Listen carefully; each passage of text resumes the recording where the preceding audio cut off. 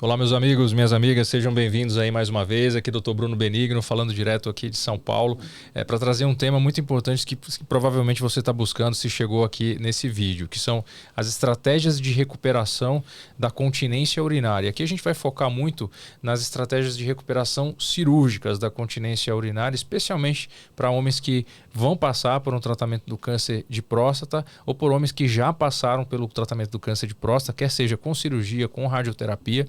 E para me ajudar nessa tarefa, eu tenho o prazer aqui e a honra de trazer meu amigo, sócio e parceiro, Dr. Bruno, meu xará, Bruno Lebani. Bem-vindo, Bruno. Obrigado, Bruno. Vai ser interessante. O Bruno é um expert também nessa questão de reabilitação da continência urinária, e a gente vai fazer aqui de forma muito prática, baseado em perguntas que a nossa audiência já mandou aqui nas últimas semanas. Então a gente fez um compilado para tentar explicar para você para quem, quando, por que fazer, quais são as vantagens e quais são os riscos envolvidos com essas estratégias.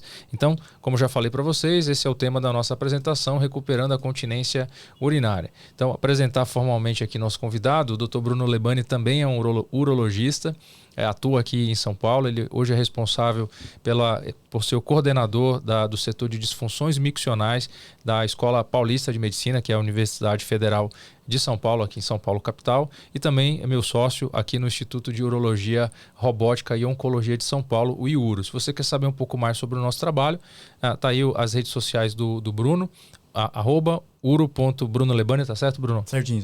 E do Iuro, que é o @iuro.sp. Lá você conhece um pouco mais do grupo. E também o nosso site, o iurooncologia.com.br. O grupo, essa aqui é só a ponta do iceberg, então temos mais outros colegas urologistas, a doutora Fernanda, José Eduardo Vettorazzo, Paulo Maron, Alexandre Sato e o Rafael Grunevaldi. Então considere se inscrever aqui no nosso canal. E mais uma vez, obrigado para todos vocês que comentam aqui e compartilham o nosso conteúdo. Então, sem mais recados, está aí o nosso site, está aí o nosso canal do YouTube. E Bruno, eu queria começar aqui explicando rapidamente, né? Quando a gente está falando em tratamento do câncer de próstata, a gente vai lidar literalmente com duas estruturas muito nobres. Então explica pra gente o que a gente está vendo nessa figura principalmente. Bruno, primeiro que queria agradecer, é um prazer estar aqui participando dessa apresentação, muito legal. Acho que a gente tem a oportunidade aqui de sanar várias dúvidas de pacientes, interessados, familiares. Então, desde já, acho que quero agradecer o convite aqui. O que a gente está vendo aí nessa figura, basicamente, é a bexiga, a próstata, né, que vai ser tirada, e ali, um pouquinho mais distal, Bruno, se você conseguir. Eu vou marcando aqui, para você que está assistindo. Isso aqui é a bexiga, pessoal, bexiga. Tá? A próstata que está um pouquinho mais para frente aí, e logo na sequência é o esfíncter urinário. O que é o esfíncter urinário? A gente tem vários esfíncteres no corpo, né? Então a gente tem o esfíncter anal, a gente tem a pálpebra, que é propriamente o esfíncter. A pálpebra ela serve para fechar, para proteger o olho, e a gente também tem o esfíncter urinário, que serve justamente para conseguir manter aquele mecanismo de continência ou segurar o xixi, tanto no homem quanto na mulher. Todo mundo tem o esfíncter urinário. Então isso é o que a gente vê nessa figura aí.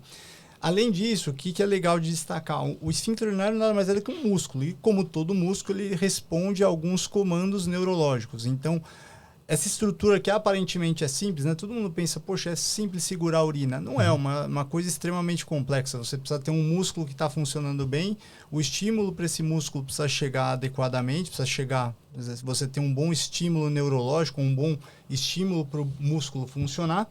E aí, então, esse músculo, para ele de fato trabalhar quando ele deve trabalhar e relaxar quando o paciente quer urinar.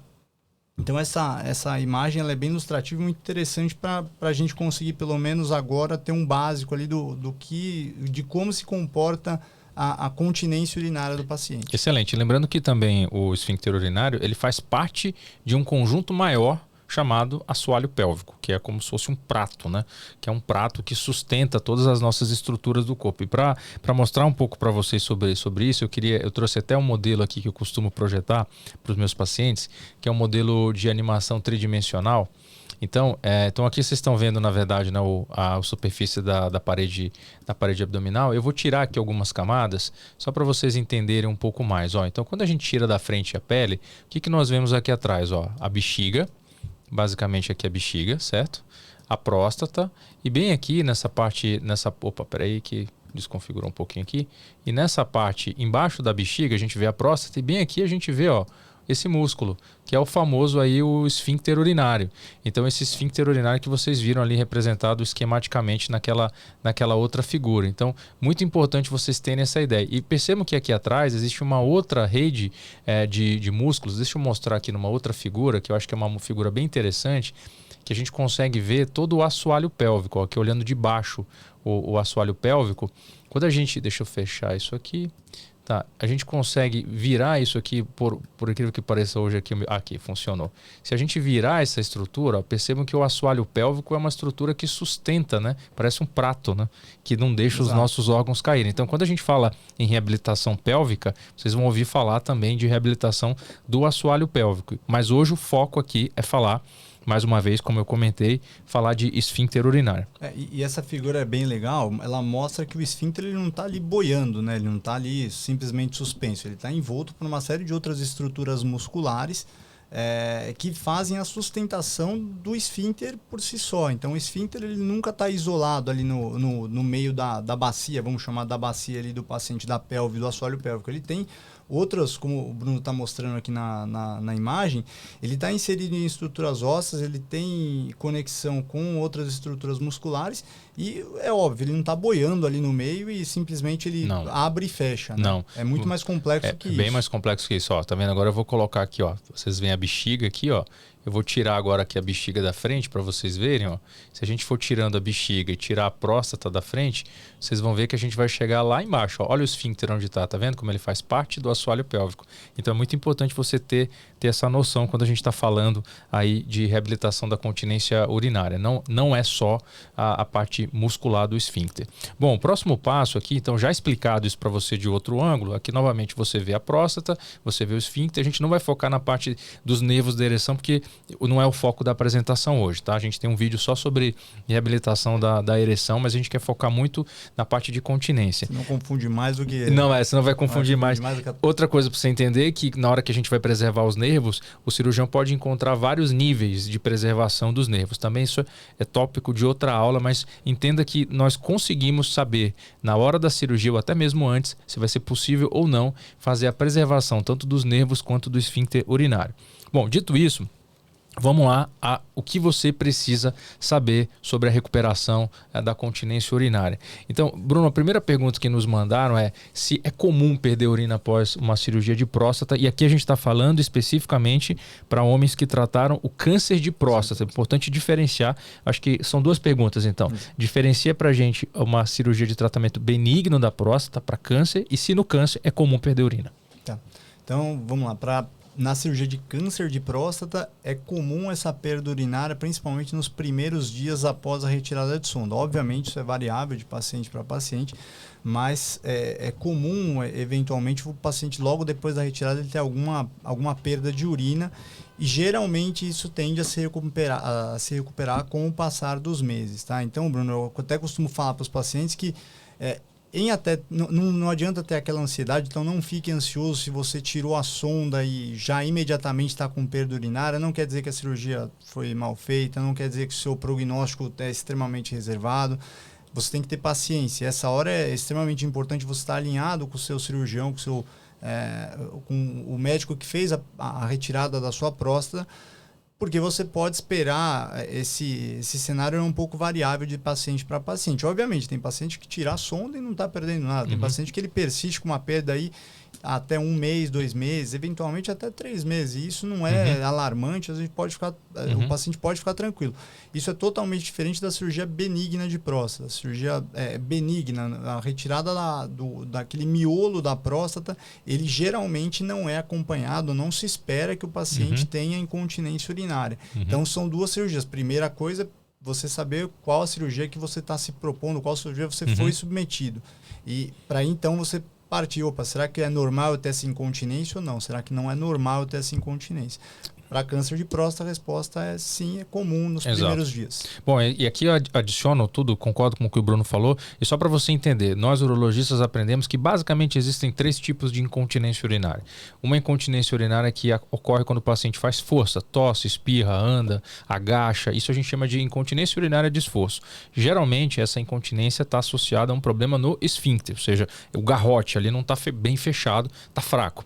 Segundo tipo de incontinência urinária é a incontinência de urgência. Então imagina uma situação que a bexiga do paciente tem tanta força que o esfíncter não é capaz de segurar. Isso pode acontecer em situações de tratamento benigno da próstata. Por exemplo, sua próstata tinha 100 gramas, a bexiga era extremamente forte, aí o cirurgião diminui o tamanho dela, só que a bexiga continua forte, né? No dia seguinte a bexiga está mandando a mesma força. Então às vezes o paciente pode até perder. E o terceiro tipo, mais raro, que é o que a gente chama de incontinência de transbordamento. Então o paciente fica com a bexiga o tempo inteiro cheia, ele não tem vontade de urinar e ele acaba transbordando, igual uma caixa d'água cheia. Ele chega no consultório e fala: doutor, não estou segurando a urina. E aí o problema não é o esfíncter, o problema não é a força da bexiga, pelo contrário, é a bexiga que está muito fraca. Então, bexiga muito forte, com próstata desobstruída, pode dar incontinência. O problema no esfíncter pode dar incontinência e o transbordamento também pode dar incontinência. Basicamente, 90% aí das causas de incontinência urinária vão estar dentro desse cenário. E aqui outra pergunta é: você falou que a maioria dos pacientes se recupera depois mas existe uma porcentagem também, Bruno, que pode não recuperar, né? E a literatura também, ela é não é muito precisa. Alguns estudos consideram que o paciente é continente se ele usa até um absorvente. Outros só consideram continência total se ele não usa nada. Isso acaba atrapalhando um pouco a interpretação, né?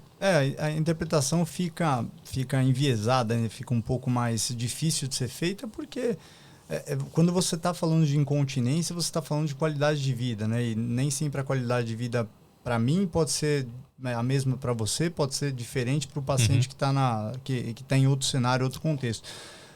Quando a gente vai ver estatística, né, falando em números, depois de até 3 meses, a grande maioria dos pacientes vai recuperar a continência em até 3 meses. Quando eu falo em estatisticamente 75% até 80% pode recuperar, e você espera que essa retomada de continência ocorra em até 3 meses.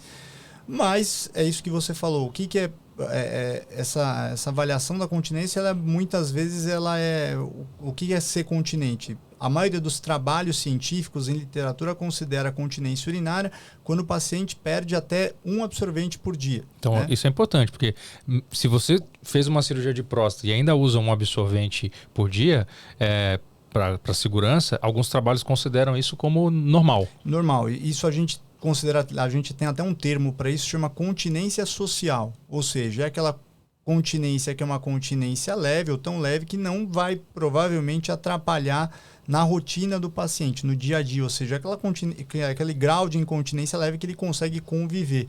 Obviamente, isso é variável de paciente para paciente. Então, tem paciente que, apesar de perder um absorvente por dia, se incomoda com essa incontinência e, obviamente, você deve considerá-lo incontinente. E tem paciente que não se incomoda com essa perda de um absorvente por dia. Então, isso é bem variável e o alinhamento dessa queixa do paciente com o cirurgião, ela deve ser muito bem estabelecida, né? Perfeito. Bom, o próximo slide é uma pergunta que eu já te antecipei, já respondi, que eram os tipos, né, de incontinência urinária. Pergunta se é sempre igual, a resposta não. Então, o fato de você ver a urina saindo pela sua uretra sem o seu controle não significa necessariamente que o problema está no esfíncter. Pode ser tanto um problema do esfíncter quanto um problema da bexiga ou um problema de ambos. Exato. Né? Então, existe também essa incontinência mista, né? E isso, até complementando, é extremamente importante porque o tratamento ele é completamente diferente. Eu costumo até falar para os pacientes, né? Perda de urina não é uma doença, perda de urina é um sintoma. Igual quando você fala, por exemplo, de tosse. O paciente ele pode tossir porque ele está resfriado, ele pode tossir porque ele está com pneumonia, ou ele pode tossir porque ele está com câncer de pulmão. Então não adianta você dar, se ele tem um câncer de pulmão e está tossindo por câncer de pulmão, não adianta você dar antibiótico, que o antibiótico não é porque o antibiótico é ruim e por isso ele não resolveu o problema. É porque você está usando um antibiótico para tratar uma outra causa, para o problema errado. E quem que vai conseguir alinhar e quem que vai conseguir determinar para o seu urologista ou para o seu médico qual é aquela forma de incontinência que você tem ou que é mais predominante para você. Você, paciente. Então, existem várias formas de perder urina. Quando você faz esforço, é uma forma, é a incontinência de esforço. Quando você tem aquela urgência que você não consegue controlar a urina. Isso provavelmente é a bexiga, que é o que o Bruno explicou anteriormente, a bexiga contraindo fora de hora. E na hora que ela contrai fora de hora, não é que seu esfíncter está ruim, mas a sua bexiga está apresentando uma contração no momento que ela não devia apresentar. E aí você acaba perdendo urina também, ou pode, obviamente, haver a conjunção desses dois fatores, para simplificar um pouco, né?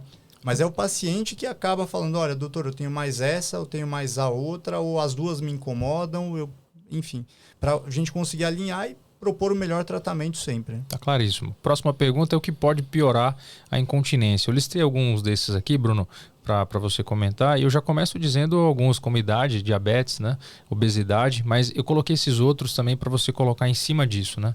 O que você tem a comentar aí sobre o que pode piorar uma incontinência urinária?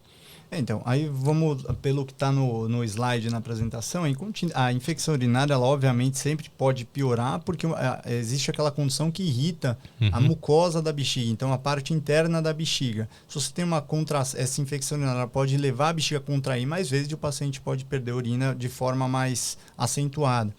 Constipação é outra coisa. Você fala, nossa, mas o que tem a ver o intestino com a parte urinária? Tem tudo a ver. Tudo a ver. Então, um paciente que é bem compensado da parte da constipação, ele eventualmente provavelmente ele vai cursar com menos infecção urinária, ele vai ter um relaxamento mais adequado da musculatura para conseguir urinar, e ele também vai ter uma contenção maior dos músculos. O músculo do assoalho pélvico vai trabalhar em sintonia, ele pode ter uma melhora da continência urinária. Então, os dois estão extremamente relacionados, constipação e a parte urinária. Obesidade é outro fator extremamente importante. Isso fica muito fácil com o exemplo da caixa d'água que você acabou de mencionar, né? Então, a obesidade, o paciente ele tem uma gordura abdominal, a barriga dele, né, o conteúdo abdominal é mais pesado. Então, ele tende a impor uma pressão maior sobre aquele músculo. Se aquele músculo, eventualmente, ele obviamente tudo tem um limite. Então, no momento que a pressão abdominal está tão grande que a todo momento está exercendo uma pressão maior no esfíncter, o paciente pode, eventualmente, evoluir com uma perda maior de urina. Não é porque o esfíncter necessariamente está ruim, às vezes ele pode estar não tão bom, mas seria suficiente se o paciente tivesse com menos pressão dentro da barriga. Então, é uma condição que piora muito também. Outro aí que está listado é o fumo, né, o tabagismo, e aí a gente pode citar outras coisas ali no tabagismo. Então, alguns alimentos, do tabagismo em si, o que atrapalha muito é a nicotina em si, que é uma substância que é filtrada pelo rim, e os metabólitos, aquelas substâncias que são filtradas pelo rim, elas vão descer e irritar a parte interna novamente da bexiga e vão levar a bexiga a contrair fora de hora, a bexiga a funcionar quando ela não deveria funcionar. Eu falo para meus pacientes que cai o disjuntor lá, cai a fase de enchimento e cai o disjuntor, ela começa a esvaziar, entra em curto. Entra em curto. Muito bom, claríssimo. Bom, então esses são os fatores de risco aí principais.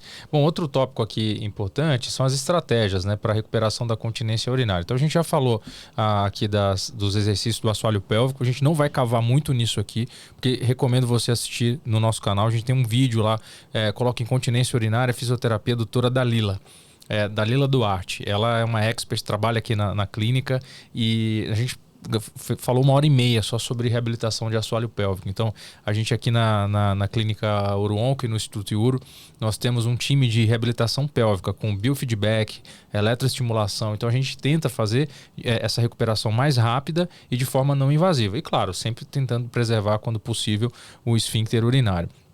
Outro ponto importante aqui seria o treinamento vesical, que é ensinar o paciente técnicas para ele conseguir controlar um pouquinho mais, e hidratação adequada. Tem pacientes que acabam tomando água em excesso num horário em que acaba trazendo mais desconforto para ele. Não é o melhor horário para tomar, horários inoportunos, né? Exato, e como eu já comentei com vocês aqui, então, essas aqui são as técnicas de reabilitação do assoalho pélvico, né? Esse aqui é a foto do nosso biofeedback, também tem a máquina de eletroestimulação, isso acelera. E tem vários estudos na literatura que mostram que quando o paciente faz a reabilitação assistida, nos primeiros 3 meses, ele tem resultados melhores do que quando ele tenta fazer em casa. Ele fala, não, eu vou comprar uma bolinha lá, vou ficar contraindo. Não, isso já está provado que quando essa reabilitação, nos primeiros 3 a 4 meses, é feita assistida por um profissional de fisioterapia pélvica, os resultados de continência urinária eles são mais precoces, o paciente consegue atingir isso de forma mais rápida. Então isso é importante também você entender.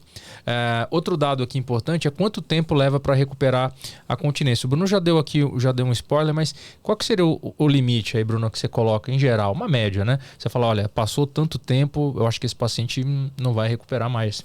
A pergunta é interessante porque a grande maioria dos pacientes chega com essa dúvida no consultório, né? Então, o deadline que a gente coloca, o tempo limite que a gente estipula ali é de 12 meses. Então, depois de um ano, e por que existe esse tempo de 12 meses? Né? Porque depois de um ano, a chance do paciente, isso a gente fala especificamente depois da cirurgia, né?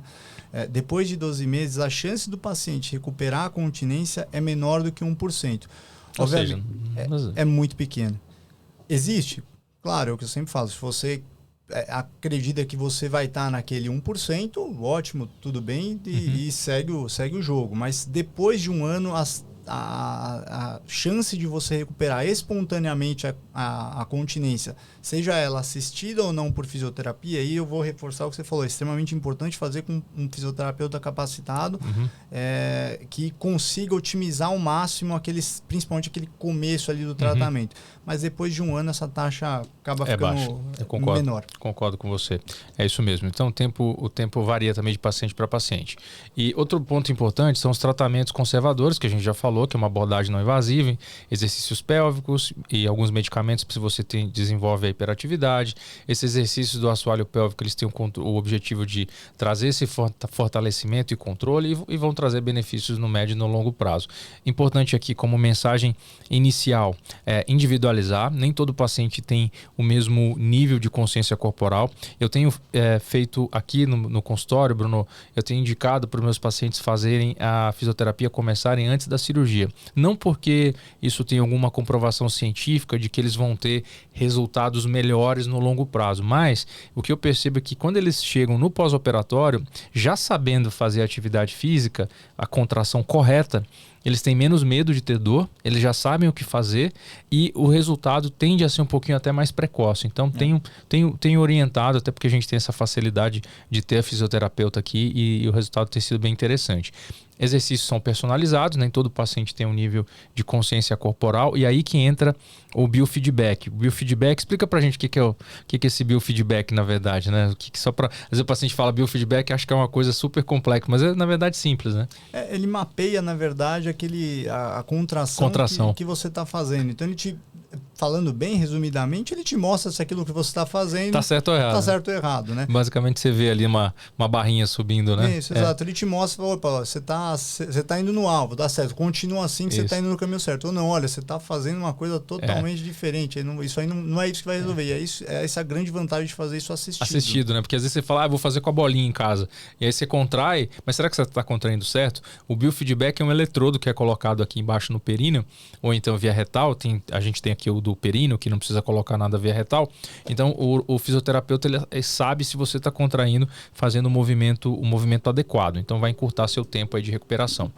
Bom, vamos agora às opções de tratamento cirúrgico, né? Basicamente, existem 2 estratégias de tratamento cirúrgico. E isso é que a gente trouxe o Bruno exatamente para explicar isso para você. Slings e esfíncter urinário. E existem outras técnicas, mas basicamente se resume a isso, né, Bruno? Sim. Esfíncter e sling e sling. E aí eu trouxe primeiro aqui uma foto do esfíncter artificial. Bruno, tá com você aí. O que a gente está vendo na tela? Então, vamos lá. Esses tratamentos do esfíncter ou os slings, eles são... O foco deles, o objetivo é tratar a incontinência urinária de esforço, que acaba sendo... O sintoma mais incômodo é a grande maioria dos pacientes que vão perder urina depois da cirurgia, principalmente falando de cirurgia de próstata, né? Então, o que a gente está vendo aí na imagem, se você puder apontando aí para mim... Vou apontando, pode falar que eu vou... Existe ali o canal de xixi, a uretra, né?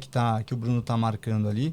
E ali mais para cima, existe é onde ficava o esfíncter nativo, onde está parte daquele esfíncter que ainda existe ali. Né? Então, um pouco mais para frente, você coloca como se fosse uma cinta né, que o Bruno está circulando agora. Essa cinta ela vai ficar comprimindo a uretra, e essa compressão ela existe justamente para o paciente não perder urina.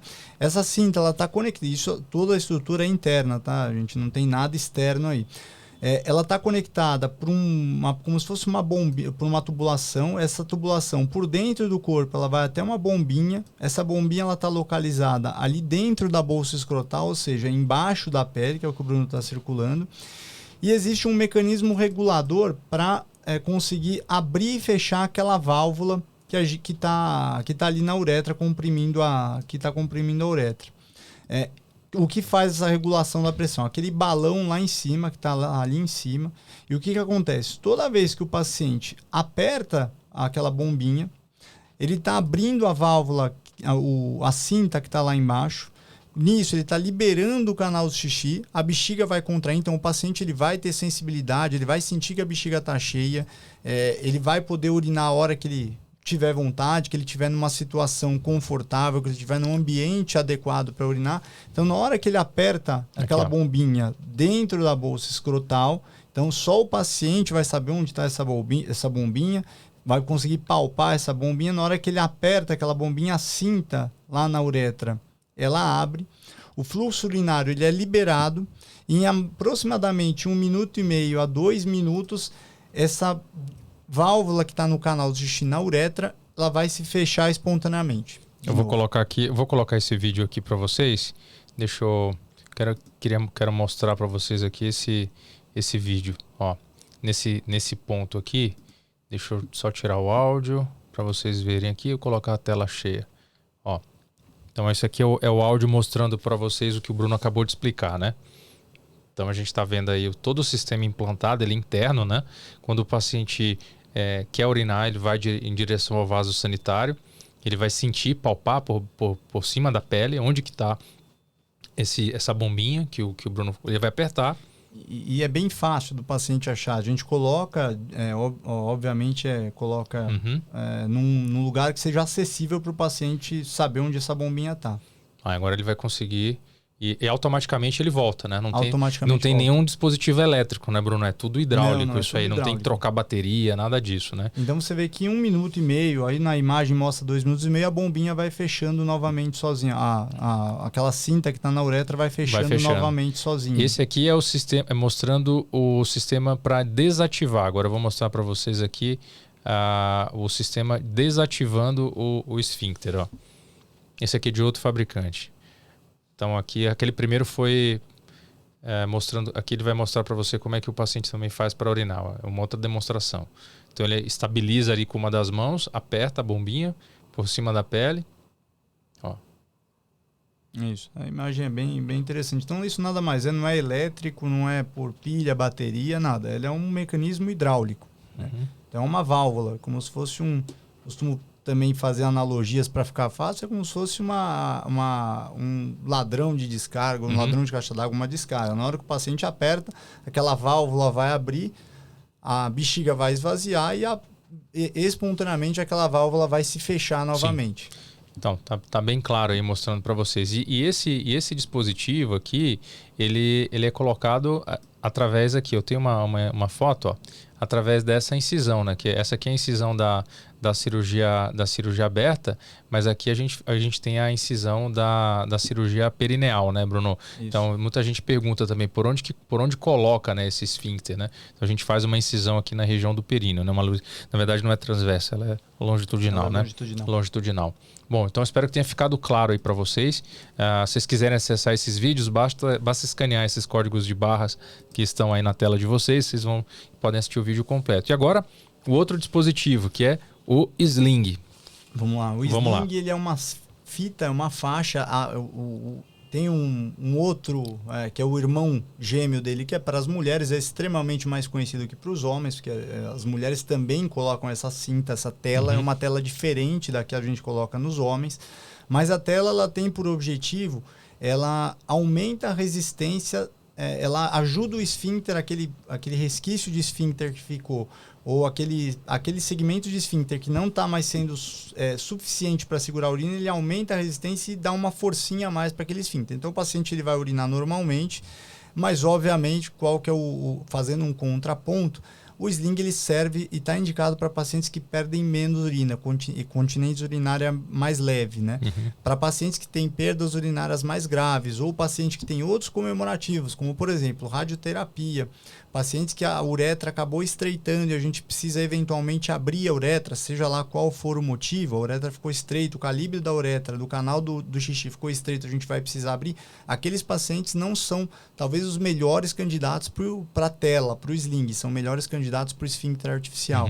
Mas o sling é uma ótima alternativa para um perfil selecionado de pacientes. Então, você já respondeu aqui a próxima pergunta, que é quando a cirurgia é a melhor opção. Então, para a incontinência urinária que não melhora, especialmente depois de 1 ano, e também a incontinência grave e leve e moderada, ela vai interferir exatamente na técnica que o cirurgião vai escolher. Então, desde uma incontinência leve, só fisioterapia, até uma incontinência um pouco mais moderada ou severa, a gente pode lançar a mão de tratamentos mais invasivos, por exemplo, o sling. Bom, então quem se beneficia, você já colocou, né? Sling, incontinência leve e moderada, boa saúde geral, e tem que alinhar a expectativa com o paciente, né? Então, acho que é muito importante também deixar claro que às vezes o paciente tem uma incontinência moderada, ou então severa, e que às vezes a gente não vai conseguir deixá-lo completamente seco, né? Então, pode ser que ele ainda tenha a incontinência social. A social, né? Que então, daí exatamente surge o termo, né? Olha, eu estou te proporcionando uma qualidade de vida que a gente sabe que não é igual era antes. Que você tinha antes,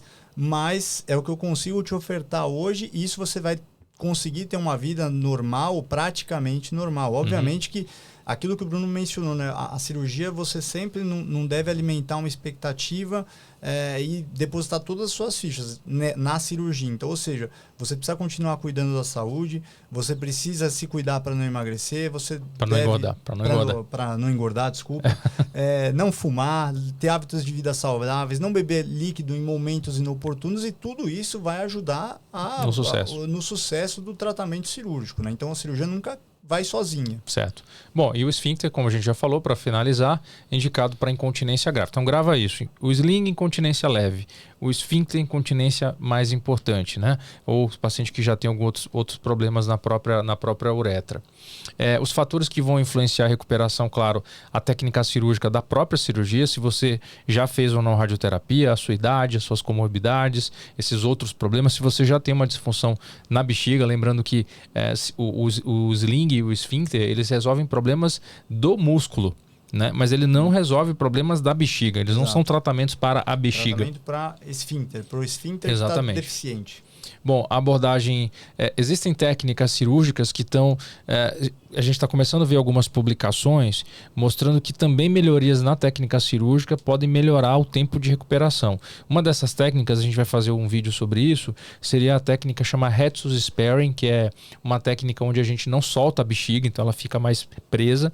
Cada vez mais os cirurgiões estão ficando treinados e familiarizados com essas técnicas, que obviamente não vão mudar o resultado final, mas a gente consegue encurtar, e alguns trabalhos já vêm mostrando isso, o tempo até o paciente atingir a continência urinária, né? E fora a abordagem tradicional que já é feita também com a cirurgia robótica. Bom, aqui, Bruno, para finalizar quase a nossa apresentação, então, o que mais pode impactar, né, entre pacientes jovens e mais velhos? Você vê isso como um problema importante aí nessa questão do risco, né, do paciente ter incontinência? Isso falando em relação à cirurgia. Em cirurgia, assim, do que esperar também depois de uma cirurgia de correção com esfíncter ou com sling. A idade também é importante nesse cenário? Sem dúvida. Assim, o esfíncter, uma das condições que a gente sempre tem que ter antes de colocar o esfíncter urinário no paciente, é o paciente ter uma destreza manual adequada, né? Então, aquele paciente que eventualmente tem alguma dificuldade de manipulação, por exemplo, teve algumas outras, e aí pode parecer que não tem nada a ver, o paciente já teve, por exemplo, um derrame, ou ele teve uma fratura do braço, não consegue movimentar direito aquela mão, então esse paciente talvez ele tenha dificuldade para colocar no esfíncter. Então, a princípio, pode ser uma vou resolver meu problema colocando um esfíncter artificial. Mas não tem a destreza, né? E aí você se depara com uma situação depois que é difícil de resolver. Então, por isso a avaliação especializada ela é extremamente importante. Não é tão preto no branco assim, não é? Então é fácil, um fluxograma, incontinência leve, sling, grave, esfíncter. A gente tem que levar outros fatores em consideração. A idade, como você mesmo mencionou, é uma coisa extremamente importante, porque o indivíduo, o paciente, ele não envelhece simplesmente a bexiga envelhece junto, o esfíncter envelhece junto. Então, o resultado, eventualmente, que a gente vai ter com uma potencial cirurgia, talvez não seja o mesmo resultado daquele paciente que fez cirurgia com 60 anos, por exemplo, né?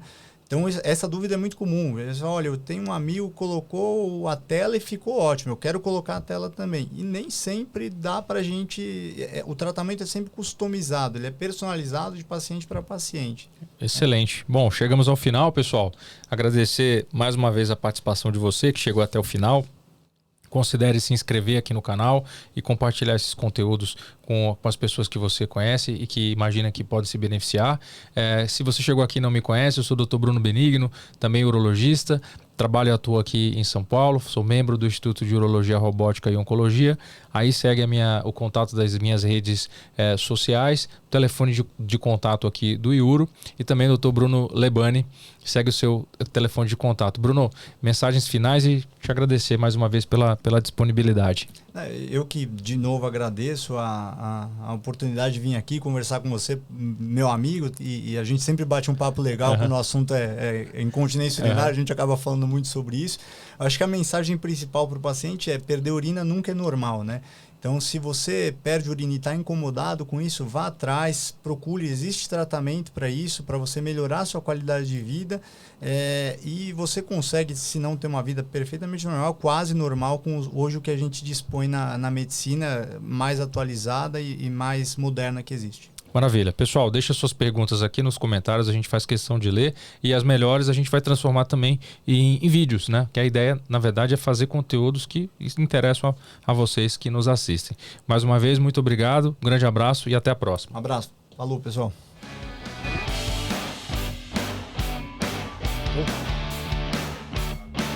Boa. Tá bom.